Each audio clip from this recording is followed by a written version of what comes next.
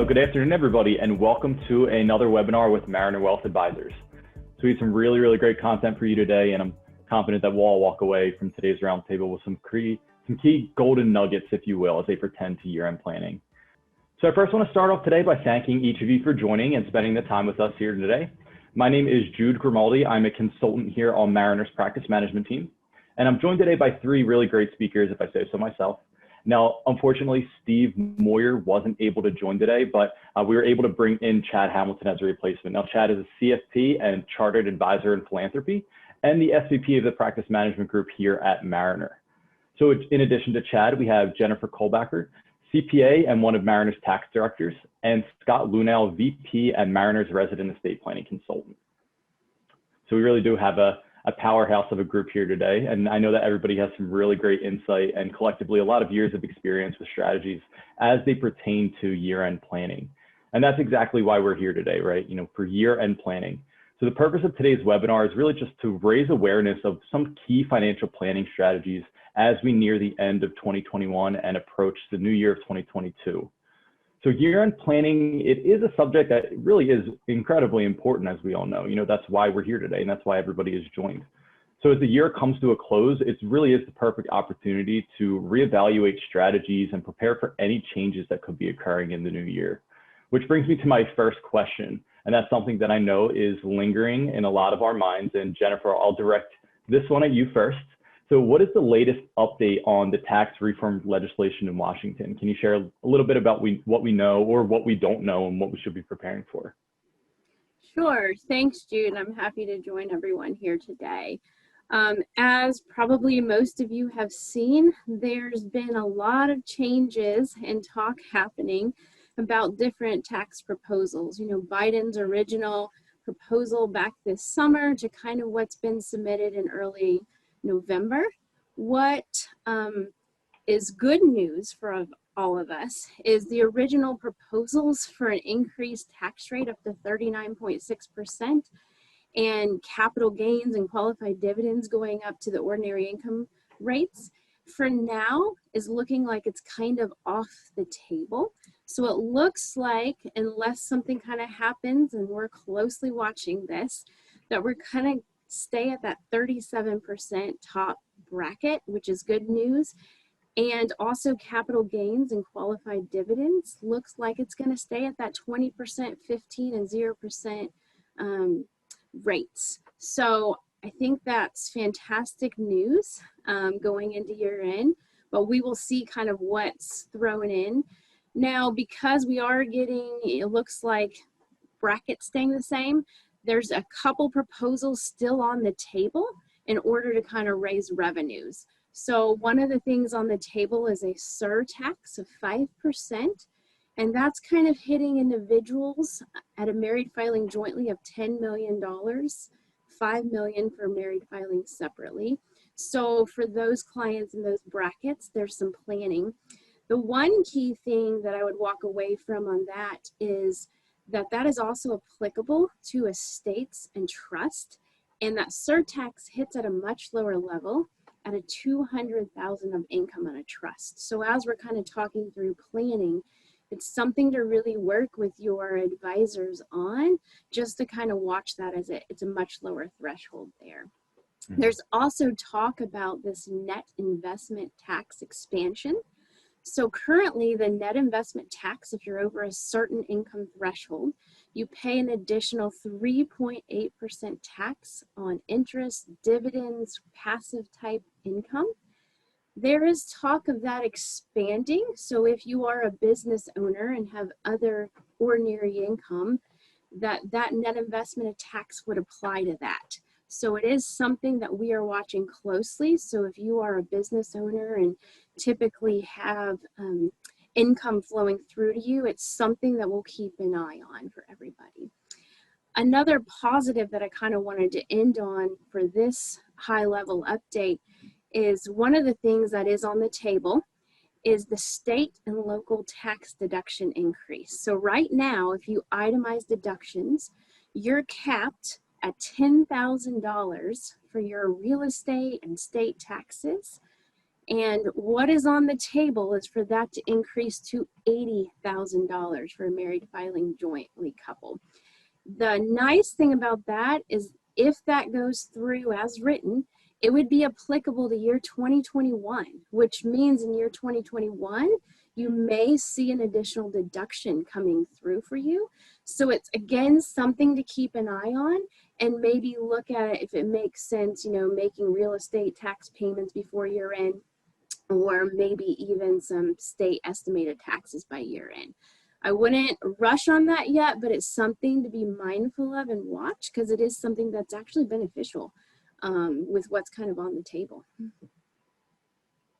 Awesome, thank you. That's super interesting that it's going to go back for year 2021 as well. You know, one of the things that you mentioned was, you know, as it pertains to estate planning, and so Scott, I'll kind of ask you the same thing, but as it pertains to estate planning, do you have any updates or any insight into the legislation as it pertains to, you know, transfer of wealth or estate plans as a whole?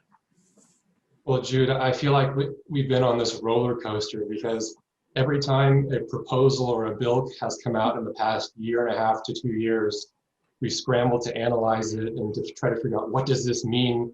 You know, what implications can this have? And everybody's kind of fatigued at this point. And that's why it was almost kind of anticlimactic when it comes to transfer taxes now, because transfer taxes are estate taxes, gift taxes, and generation skipping taxes, right? So as it pertains to transfer taxes, the bill that, the infrastructure bill that President Biden signed is basically devoid of any transfer tax, you know, decisions or policies or anything. So, you know, where does that leave us? And so the one thing that's circulating and percolating out there right now is something that's being referred to as the 2022 Budget Reconciliation Bill. All right, so what we think they did was, in order to get this infrastructure bill passed, they sort of kicked the can down the road for the tax changes. And that if there are going to be any changes, they're likely to be in this 2022 Budget Reconciliation Bill. So there still might be some changes, but the closer we get to year end, the closer we get to Congress and the Senate being in, you know, the holiday season and going into recess, the less likely, you know, from a timing standpoint, it is to happen. That's great. So, go ahead. Yeah, so that's the way it looks from a transfer tax standpoint. Mm-hmm. So is there anything specific that, you know, clients or folks should know when it comes to estate tax planning or considerations? Yeah, so, you know, the tried and true techniques are still there. Like, for example, annual exclusion gifting, right? That's that $15,000 per person per year that you can give, or if you're married, you can double that to $30,000. It shouldn't be underestimated how effective those techniques are, including, you know, paying tuition or medical expenses directly. I just worked with a family in the past couple of weeks where they had enough children, spouses of children and grandchildren, where if they made those annual exclusion gifts to everybody, after a certain number of years, they basically eliminated their estate tax exposure. So I'm a big proponent of keeping things simple rather than, you know, trying to jump through complicated hoops. So those tried and true techniques are definitely still out there. Yeah, I think that's important. I mean, obviously, planning as a whole can get extremely comprehensive, extremely complicated. And, you know, obviously not everybody is going to be a planning expert. We're not financial planning. That's why we have financial advisors, you know, and I think that the simplification is important if it can be done, you know. Now, if we think about tax planning and the state, let's say the estate tax exemption. So what if that were to go down in 2022? Do you think people should consider making changes to their existing estate plans? Well, I think that if you have excess wealth, you should still consider transferring or gifting, regardless of what the estate tax laws do. And the other thing that I wanted to mention is that just because something provides a tax benefit doesn't mean that you should do it. Mm-hmm. So, you know, in conversations that I've had with clients over the past year or two, you know, when we actually get down to the nitty-gritty of, okay, here's 3 techniques that are available to you, and here's how they work, a lot of clients have actually backed off and said, you know, I didn't realize it was that complicated and all the hoops that I would have to jump through. I'm just going to, you know, keep things the way they are. So just because something has a tax benefit doesn't mean you should do it. You should also then look at, okay, if I'm going to transfer wealth to children or grandchildren, are they properly prepared to handle the wealth, right? What's their financial maturity? Again, looking downstream of, okay, if I do something, how should it be structured and what does that look like? So really preparing your heirs for the wealth is really important. But also flexibility. Like if the estate tax exemption goes down, or even if it stays the same, a lot of people have what I call a borderline taxable estate. So for example, if you are married, the standard husband and wife or married couple planning that we refer to as the AB planning, which is the marital and bypass trusts, right? It used to be fairly standard that those trusts were automatically created when the first spouse died. But now to add more flexibility, we're having one of those trusts, the bypass or credit shelter trust, be created via a disclaimer, right? That gives the surviving spouse what I call post-mortem planning capability to create a trust or not create it for tax reasons.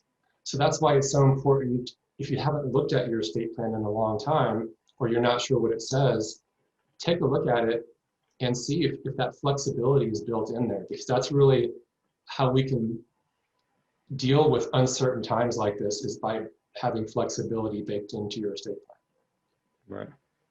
Yeah, I think that's a great point. And, you know, if you don't know what the ramifications of certain techniques are going to have, that's exactly why, you know, your advisors are in place. So I can say to the group, don't hesitate to open these questions up to your advisor. That's exactly why they're here. They're here to help you through that plan. You know, I know if something is not it might have tax benefits, it may not have tax benefits, but there's a domino effect when certain techniques are happening. So things can change along the line. While it may be beneficial in one area, it may not be beneficial in another. Now, shifting gears a little bit, but still kind of walking the line with tax advantage strategies, one of the common techniques that I see working with a lot of advisors is, you know, Roth conversions. You know, I see a lot of advisors recommending Roth conversions, and that's definitely something to think about a lot during year end, if that's going to be a good strategy. So Chad, I'll direct this one to you. Do you have any suggestions to know whether or not this might be a good idea? Sure. You know, there are a few different factors to consider when deciding whether it makes sense to convert from a traditional IRA to a Roth. It's important to keep in mind that it's all about either paying taxes now or later. So first is this question of, what do you think is most likely to happen to your tax rate, right? If you think your tax rate is likely to go up, then it could make sense to convert and pay the taxes now at a lower rate. Secondly, do you think you'll need access to that money soon? The less you need the money that you're considering converting to a Roth, the more it makes sense to convert it. This is especially true if it's an asset that will ultimately pass on to the next generation, because not only do you have many years for it to grow, but you can also avoid having to take RMDs on it. And the other consideration, so the first part of the question is, does it make sense to convert to a Roth IRA? And then the second question, if it does, is how much should you convert? It's often, very often, not always an all or nothing proposition, where we believe often it makes sense to convert part of a traditional IRA to a Roth, and the goal being to fill up lower brackets, tax brackets, without creeping into the higher ones. So those are all kinds of different things that you want to take into account when it comes to this question of whether or not to convert to a Roth. That's a great point. Do you have any examples, either yourself or Jennifer, do you have any examples of how that might be beneficial or not beneficial? Yes, and exactly as Chad mentioned, the answer is going to be a little bit different for everybody. Mm-hmm. And we don't kind of want the tax tail to wag the dog on this decision here. And so what we like to do is we really like to look at your overall financial plan to make sure this makes sense. And then also with taxes, instead of looking at in a vacuum for 1 year, exactly as Chad mentioned, it's kind of an overall, let's look at a few years down the road. So some good examples that we've assisted with is we've had several individuals that we've worked with that were in a high tax bracket. So you would think normally probably doesn't make sense to convert because I'm in the highest tax bracket. However, with this specific family, the long-term goal for the IRA was to be left for the grandchildren. So they were not planning on having access or utilizing those funds. The second key component of this specific family is they sold a business and had a lot of losses that had been suspended that were going to free up. And they had a very large charitable donation they were doing related to the sale of their business.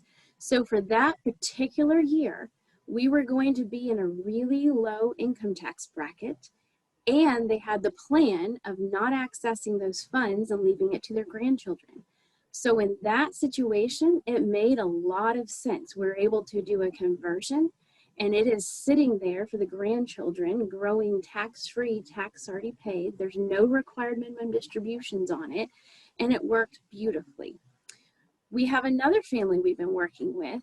They were being advised to consider making a Roth conversion. However, he was not planning on retiring anytime soon. They were in a maximum tax bracket. Their children were going to be the beneficiaries, and due to the industries that their children were working in, were probably going to be in a lower tax bracket than them. So right now for them, we kind of ran multiple analysis, and it didn't really make sense. They came out ahead maybe when they turned 94. So it didn't make sense in that situation. Now, if something changed, which is why it's important to always be kind of looking at the plan, he retires and maybe he hasn't started pulling Social Security down, or something happens in their situation and he drops into a lower tax bracket, then maybe it makes sense to do over a couple years. So it's going to be very, very specific on kind of your overall plans and situations and goals. So it's really just good to have your entire advisor team kind of working together on that and talking that through with you. There's a couple things that stuck out to me in, everything that you just said. And one is, this, just because something is going to be good for somebody, it's not going to be good for everybody. Every financial planning is so unique because every single situation is going to be different. So just because something might be beneficial to somebody, it's not going to be beneficial to somebody else.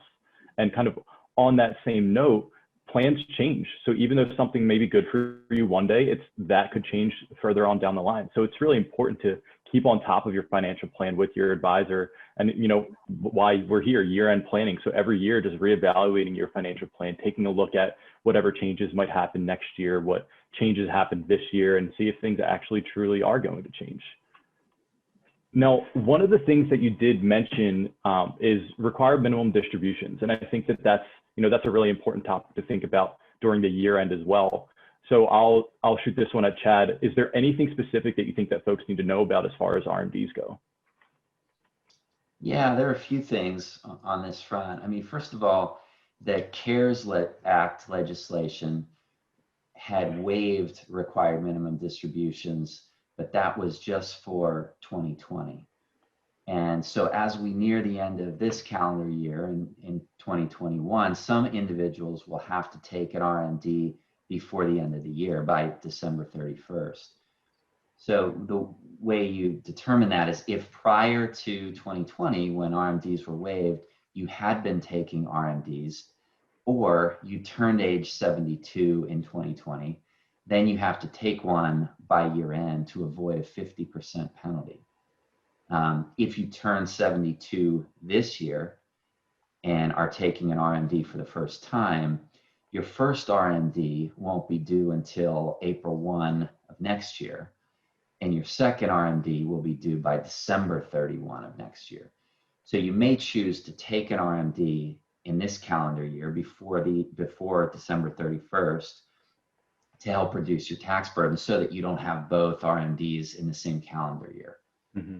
After the first year of taking an RMD, then it's a lot easier. Then all subsequent ones are due on or by December 31st each year thereafter. Sure, that makes sense.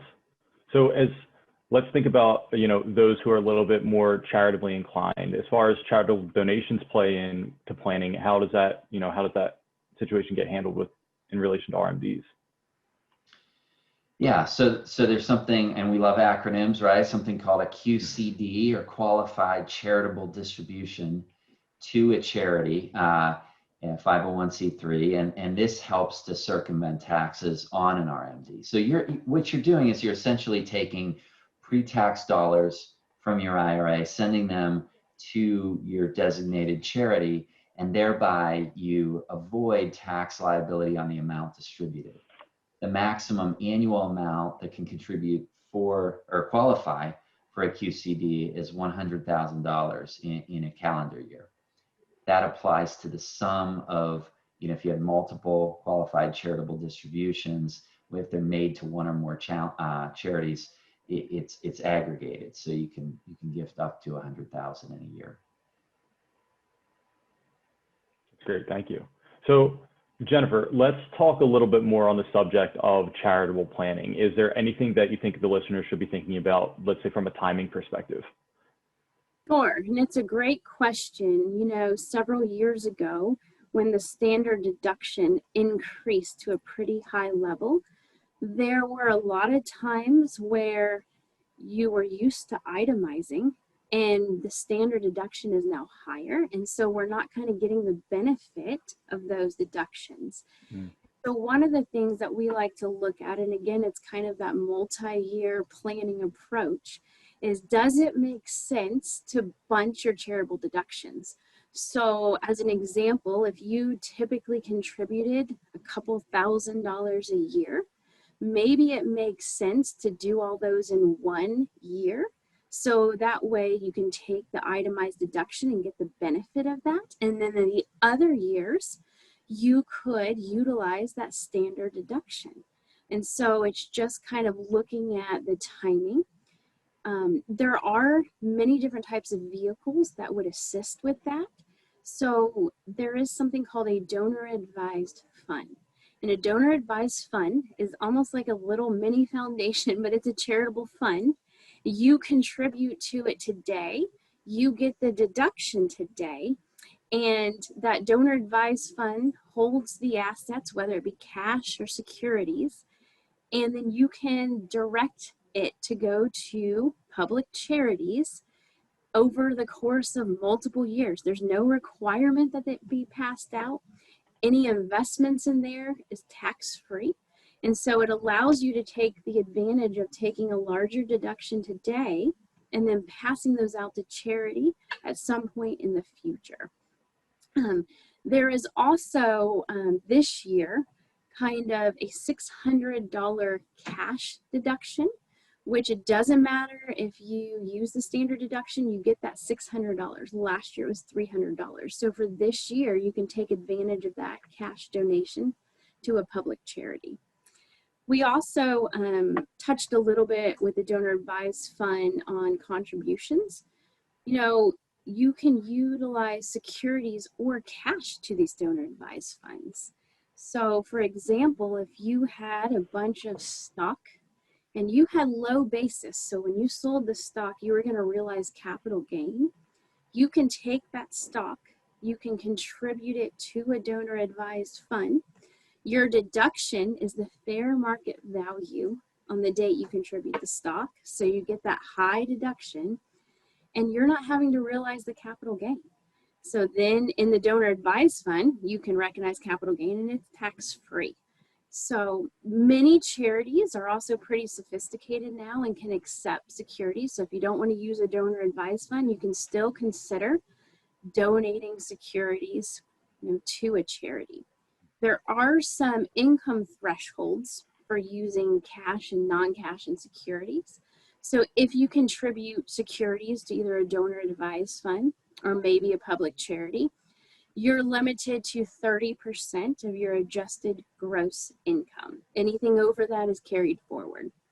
If you use cash, in 2021, we still have that 100% of adjusted gross income you can donate without limitation. So we still have this last year to take advantage of that. Unless legislation changes, that will go back down to 60%. So for future years, 60% of your adjusted gross income. So it's just always good, again, part of the planning to kind of really think through what, donations are out there and how that would make the best sense as far as timing and how to do it. Mm-hmm. See, I think that's a great point. And one of the things that you mentioned, gifting appreciated securities rather than cash, that's something that I feel like not a lot of folks are fully aware of. But obviously, as you mentioned, that there's a lot of really good advantages to that. So I'll bounce back a little bit, Chad, and ask you the same question. Is there anything that you think folks should be thinking about in regards to timing charitable planning? Yeah, I'll stay on the same theme. So gifting appreciated assets comes with a double tax benefit. Not only do you get to deduct the fair market value of the gift as a charitable deduction, but you also get to avoid paying tax on any unrealized gain in that donated property. So for example, let's say you own $50,000 worth of stock and it's got a low cost basis where it's only $10,000 cost basis and $50,000 value.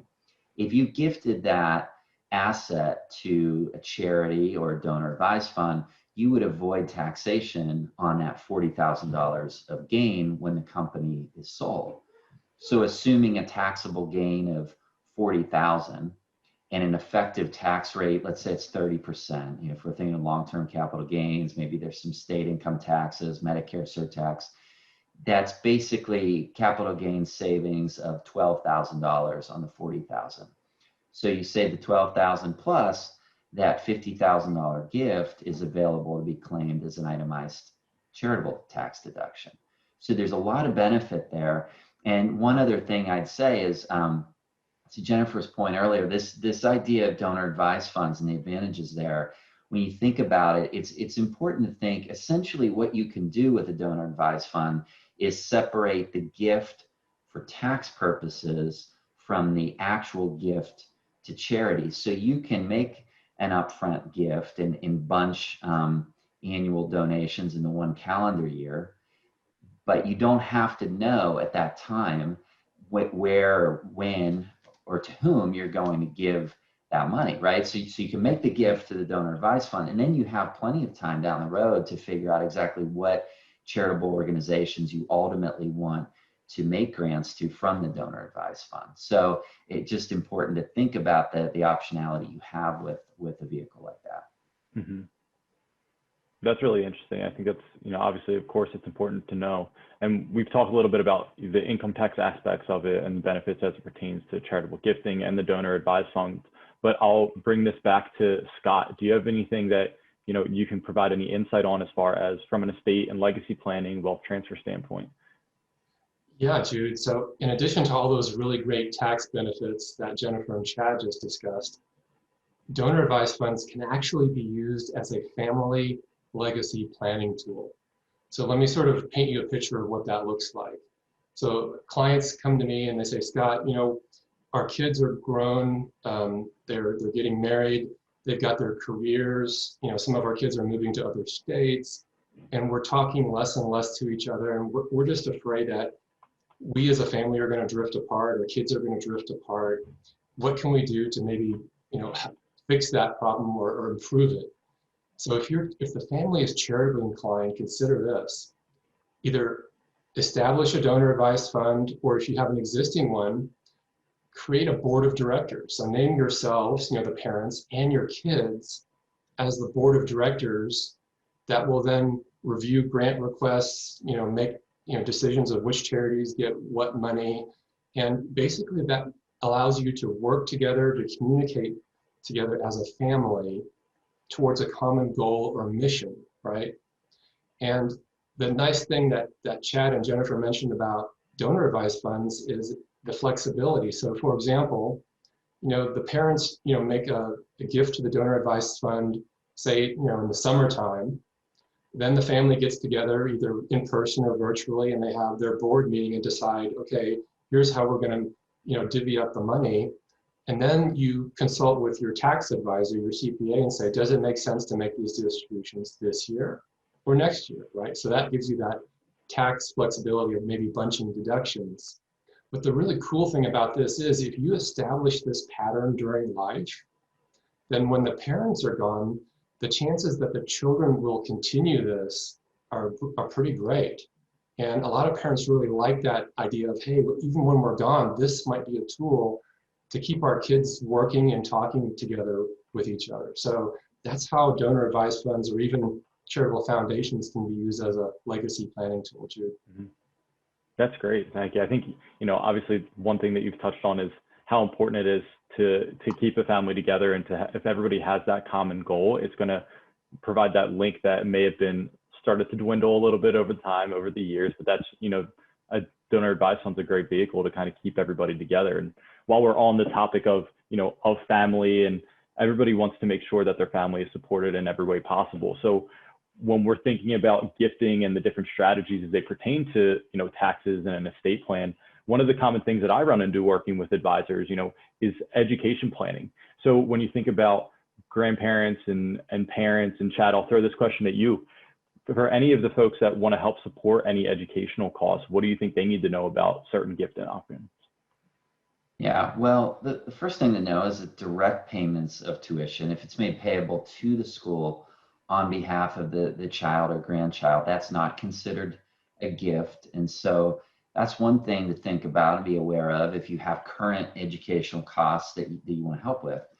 As far as pre-funding education goes, 529 plans are far and away the most common option that we work with. Gives so much flexibility and such a great tax benefit, with not only tax-free growth, but tax-free distributions if they're used for qualified educational purposes. The annual gift exclusion, Scott mentioned this earlier, is $15,000 per individual per year.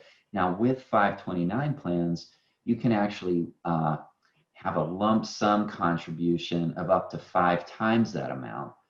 So 5 times the annual gift tax exclusion is 5 times 15,000, or $75,000 in 2020. And what you do is you elect to spread the gift evenly over 5 years and completely avoid federal gift tax, provided there are no other gifts made to that same beneficiary during the 5-year period.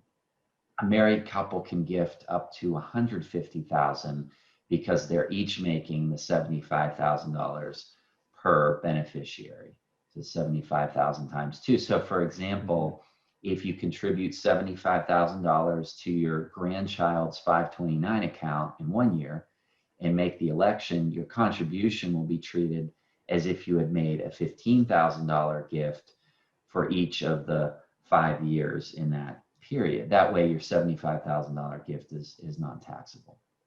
So anyway, hopefully that helps. I know that's a lot of numbers in there. No, it's important. It's important to note though, and I think it's definitely helpful. So we have I'm going to open it up about 5 to 10 minutes or so for some questions, but before we jump into that, I'm going to kind of touch on the specific areas of expertise.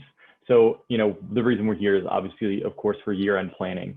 So Jennifer, I'll direct this one at you. From an income tax standpoint, are there any just general things to consider before the end of 2021? Yes, it's a great question. And now is really a perfect time to kind of look at what we can do before year end, because there's not too many strategies after January 1 you can utilize to save on your taxes in 2021. So one of the things we like to look at is kind of what you hear as capital loss harvesting. So if it's been a year where you've had a lot of capital gains for specific reasons, it's a great time to work with your advisors to see, is there anything we can do to kind of take advantage of some capital losses that are out there to help offset that capital gain income. So that's just kind of an annual strategy that typically makes sense. It's also good to look at your pay stub and withholding. I know something kind of basic, but with tax rates changing and tax law changing, I know over the years I've seen a few surprises where there just wasn't enough withholding. And really we like to take the surprise element out of things, and it's nice to know kind of what to anticipate in April. HSA accounts, your health savings account, that is one that you have until you file your return in April to make a contribution to, but it's still a good thing to look at and review. If you have a health savings account, am I maximizing that and deferring as much income as I can to that? Same thing with flexible spending accounts. You know, if you have a tax deferred flexible spending account, it's a perfect time to look at that and see. Most of that is a kind of a use it or lose it, and you have a little bit of a window after year end to utilize it. But I think it's a great time just to look at what's in there, what reimbursements can I take out of there to kind of dwindle that down. Mm-hmm. As we mentioned before, the charitable deductions, we still have that 100% of your adjusted gross income, and we still have that $600 if you're using a standard deduction that we can take advantage of in 2021 that is set to go away next year. So perfect time to look at those charitable deductions. Child tax credits. I know there's probably some of our participants on here that have been receiving monthly checks for those advanced child tax credits when that increased. That is on the table to extend to 2022.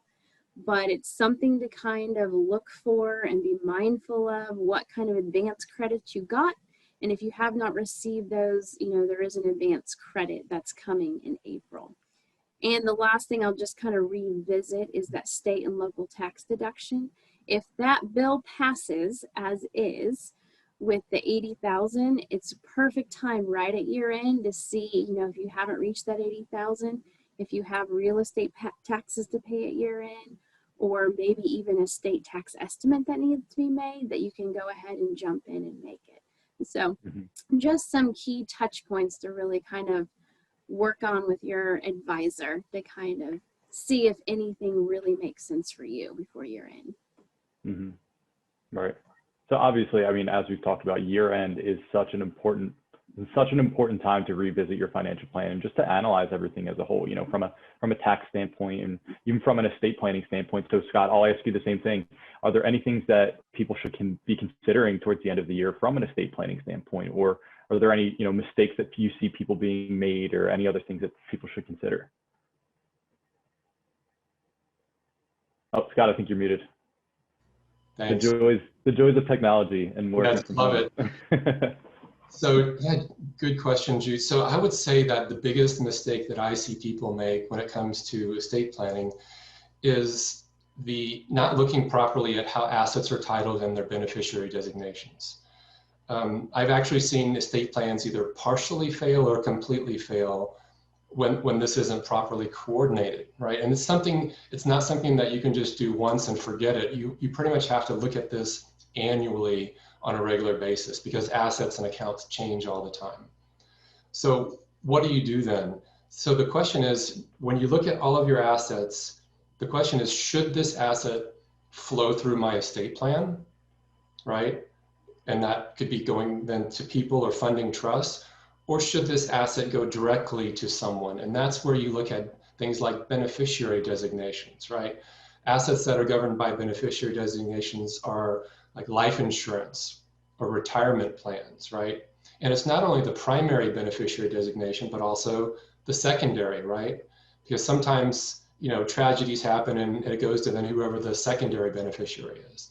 Annuities are also assets that are governed by beneficiary designation.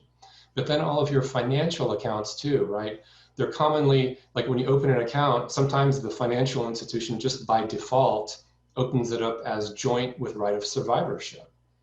Well, that's not going to flow through your estate plan. That's going to go directly to whoever the joint survivor is named in the account.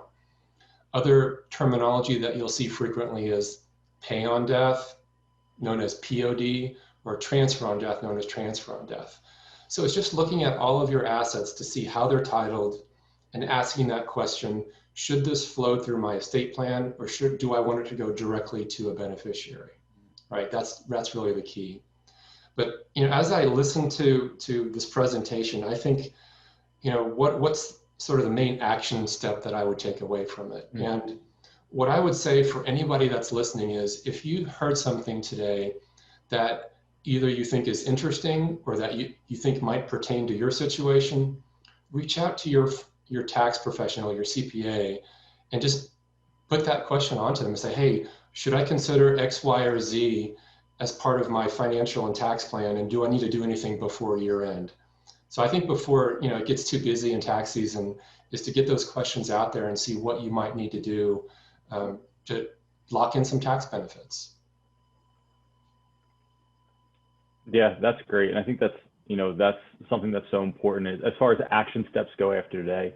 And, talking to your professionals and every other resource that you have available, that's exactly why we're here. That's why Mariner is here. That's why, all of these resources are available to you, just to make sure that you are actually having these conversations, to make sure that, one, your plan has been reviewed and your plan is in order for year end and for the next year. So we're going to jump into questions in just a second, but is there any other, thoughts that any of you have, whether Jennifer, Chad, Scott, just as a whole, as we were going through the presentation, any other closing thoughts that you might? Yeah, the only thing I would say is if you're, for those that are on the verge of retirement or nearing retirement, because I've seen this so many times over the years, you may not realize how much more control you can have over taxes once you're retired. In working years, a lot of times there's limited amount of things you can do. You can make contributions to a 401k plan, you can do some gifting, but generally speaking, earned income just fills up your marginal brackets.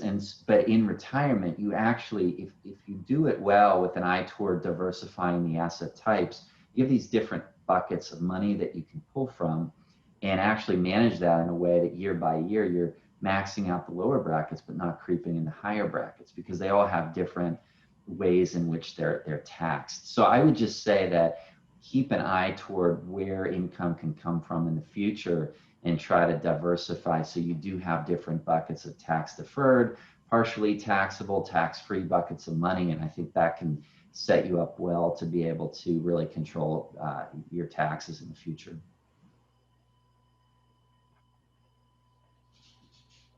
Great. So one of the things that I wanted to make sure that we share before we jumped into the question, just so everybody has these available, is inside the chat, I'm going to share a couple links that we have, just a few resources that we have available. We have our tax planning guide that I'll send out right now.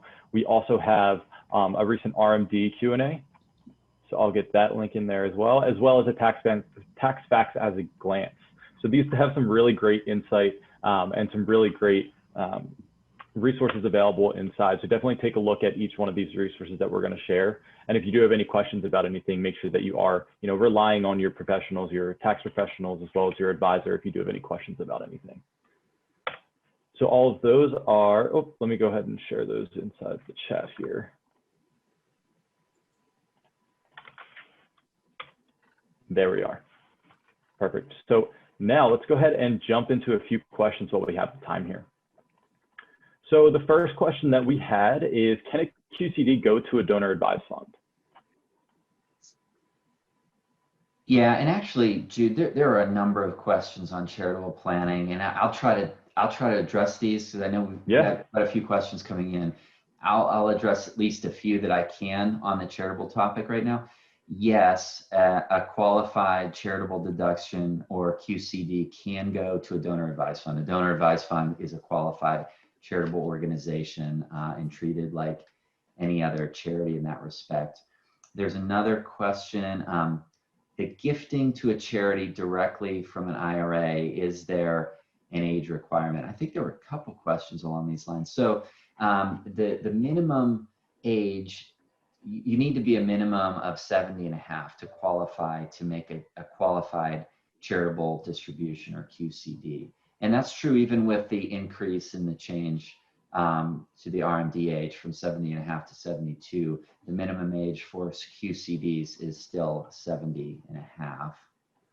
And then I believe there was, so here's another question. And this person just wants to clarify that with the donor advised fund, the contribution is recognized as a benefit to the donee at the time of the contribution to the fund, not when the funds are donated to the charitable organization. Is that correct? Yes, that is correct. They stated that that in the correct manner. So the contribution to a donor advised fund is deductible in the year that the contribution to the DAF is made, irrespective of how long it takes to actually distribute those funds from the DAF to the various charities.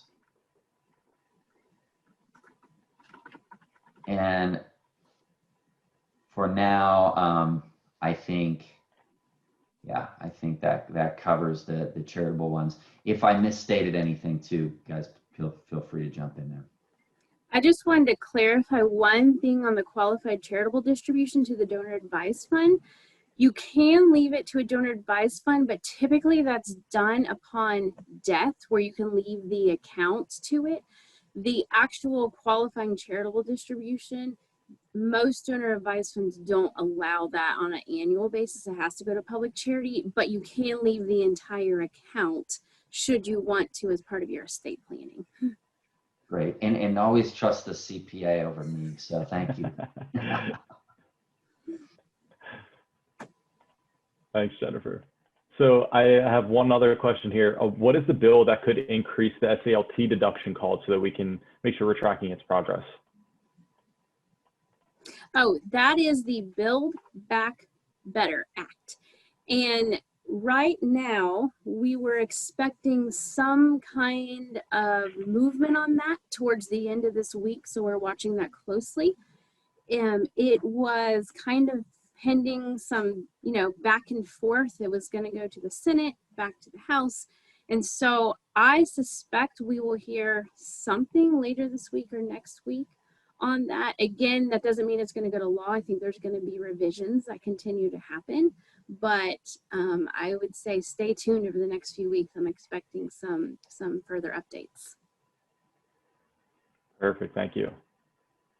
Now here's a question. This will be a little bit more directed towards Scott. Can you tell us how a spousal limited access trust works, and is it worth putting in place? So I'm assuming that is referring to a spousal lifetime access trust, which, again, like Chad mentioned, we love our acronym. So a spousal lifetime access trust is referred to as a SLAT.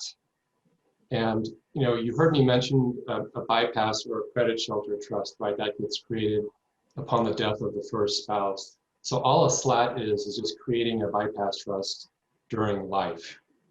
So when does it make sense to do that? There's really two main examples that I would give of when it makes sense to do a SLAT.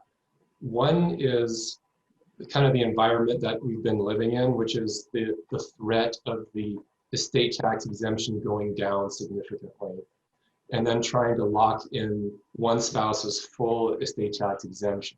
So if you really wanted to max out a SLAT, and if your estate was large enough, you would fund that with your full $11.7 million estate tax exemption, if you thought the exemption was going to go down or decrease, right? Because if you did that, it would be safe, it would be locked in, right?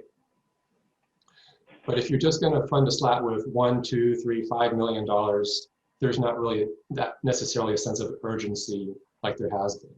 Now, the other situation that I've seen where a SLAT makes sense is, a lot of clients that I work with, their estates are what I would call lopsided. And so, for example, 90% of the assets are titled or owned by one spouse, and maybe 10% of the assets are legally owned by the other spouse. Now, I know I'm kind of being specific here because these spouses view the assets as ours, right? It's just all one big ball of wax. But if you really look at it from a legal standpoint, it's a 90-10 split.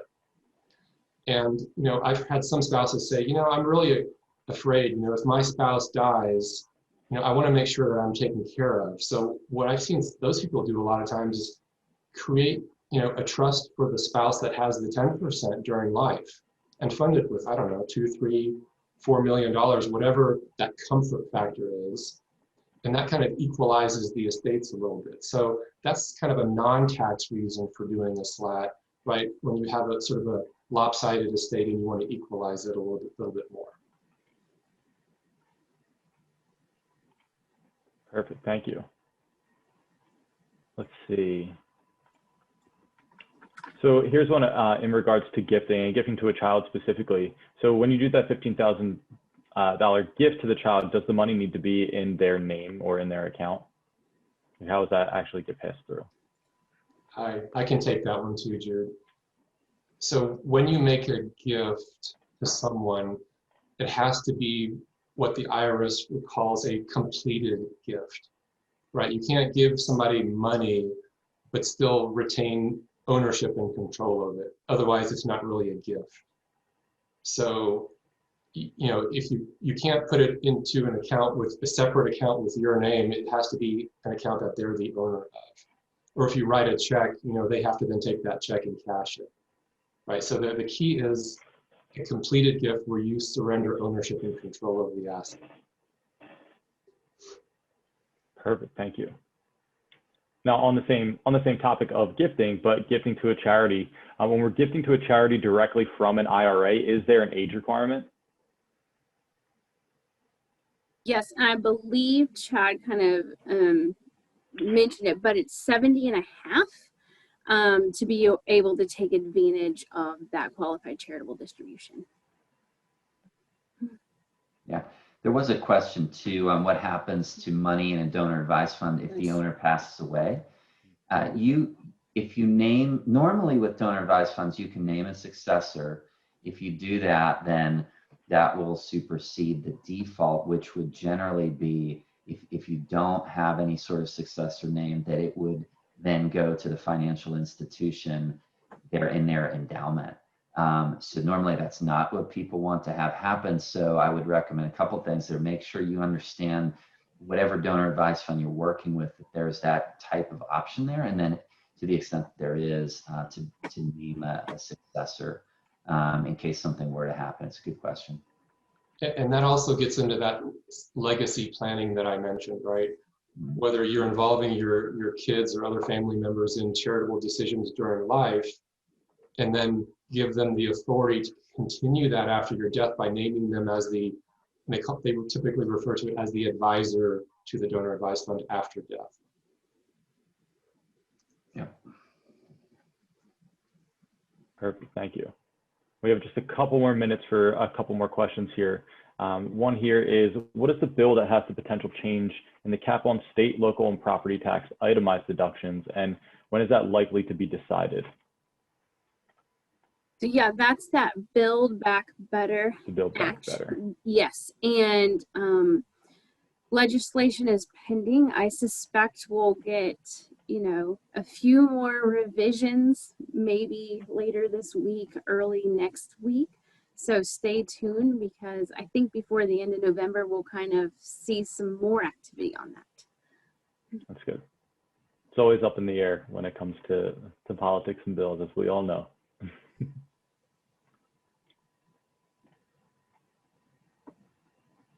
Let's see here.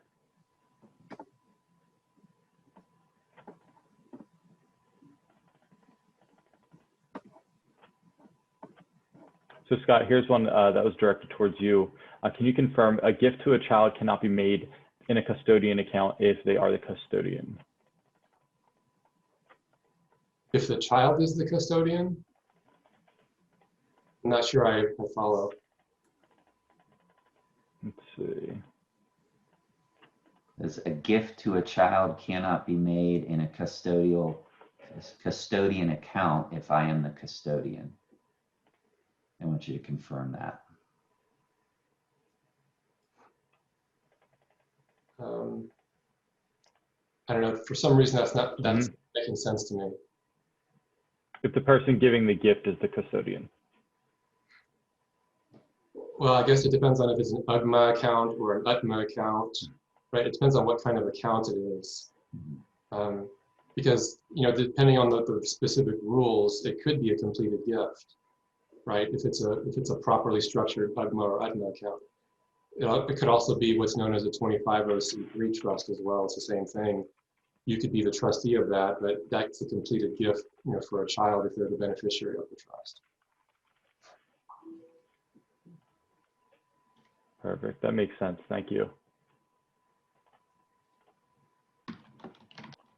Looks like that is about most of the questions that we have. And if we weren't able to answer any of your questions, I definitely would suggest reaching out to your advisor if you do have one. If you don't have an advisor, of course, you can feel free to reach out to Mariner. You know, we have locations and resources all over the country. So we are here for you, and we want to make sure that, you know, you have everything that you need in order to, one, have that peace of mind. You know, I think that's the most important thing here. And that's why we're all here as advisors and planners, is so that you can go to sleep at night and have that financial peace of mind, you know, especially as we're approaching the end of year and there's all these different strategies that you that you need to think about, approaching the new year and whatever it may be.